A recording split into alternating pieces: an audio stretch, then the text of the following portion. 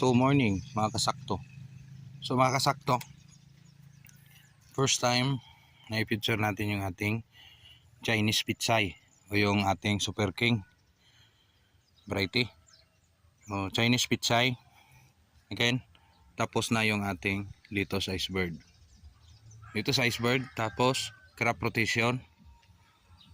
Hanap naman tayo na crop na hindi masyadong, actually the same lang sila, pero gusto ko yung mas konting changes sa kanyang fertilization. So ang fertilization ni pitsay hindi same ni Litos na grabe yung tira na synthetic at organic.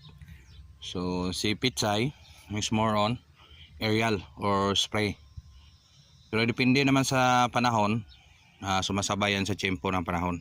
So ngayon every day may umuulan,